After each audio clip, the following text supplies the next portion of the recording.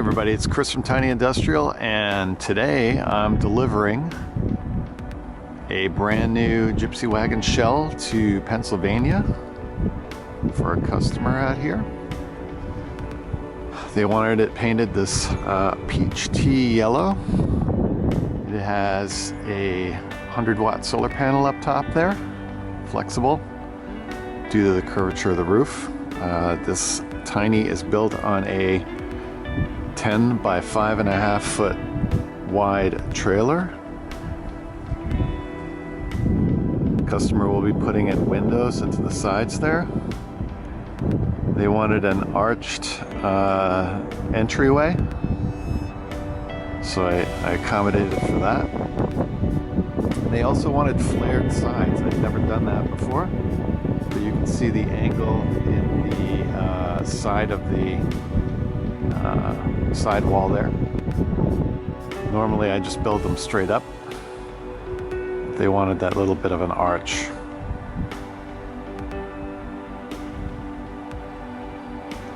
They wanted the back gate left on as well, which I think they're going to use as some sort of porch for the structure. And other than that, it looks fairly generic from the outside. Let me show you around on the inside.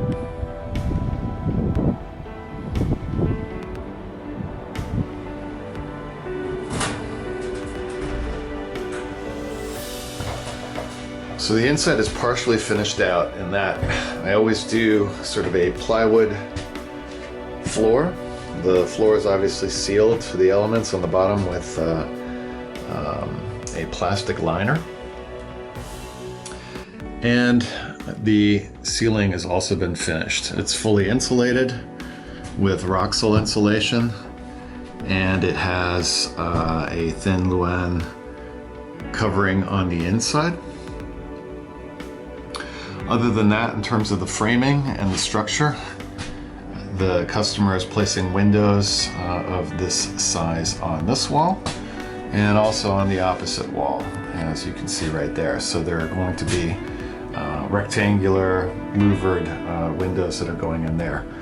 Customer also wanted 3 outlets, and so you have one over here, and you have one there, and then you have one placed slightly higher up on the wall over there, which is going to be sort of the kitchen area as I understand it.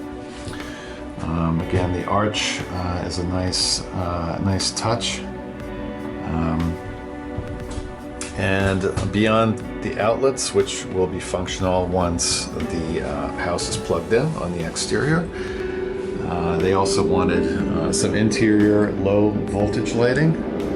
So that's what we have in here. We have 4 12-volt lights that are currently running off of the solar and battery setup. And that's all located over here. Solar power comes in through the wall right there and travels down into this charge controller. So right now, although it's cloudy, there's some power coming in. That then gets relayed over here to the battery. This is a 50 amp hour golf cart trolling motor battery, which should be sufficient for their needs as they stated. There's also a small auxiliary panel here that can be turned on and off. I did not mount this because this is going to get mounted in some way or fashion corresponding with how the interior winds up getting built out. You have your USB ports here. If I can open that with one hand, which I can't. Anyway, you have a set of USB ports, and you have a cigarette lighter type adapter there. So that's the little control panel. The other panel here is the RV panel. It has 2 15 amp breakers. Those correspond with the outlets I showed you before. And then this is a dual purpose panel. I love using these. Over here on the other side is the 12-volt portion. And I've got 2 fuses in here. And those correspond, one of those fuses corresponds to the ceiling lighting, and the other fuse corresponds to the small panel that I just showed you. You have the ability to add a couple other fuses in there. The other thing that this panel does, if you're in a situation where you're not getting suitable solar charge for whatever reason, maybe the roof is snow covered, and you plug the house in. Power, by the way, comes in via this route. On the exterior, there's a place where you can plug an extension cord. And what this panel will do is when the house is connected to either a generator or to just 110 voltage, it will also top up the battery and charge it.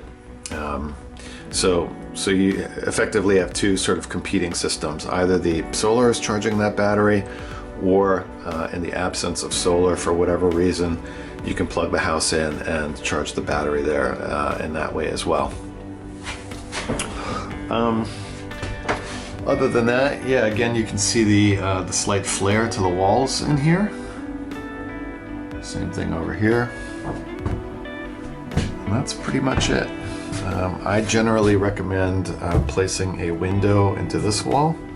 Now, currently, the front of this structure is comprised of two 4x8 sheets of plywood with a vertical running seam, and this 2x4 is covering that seam basically.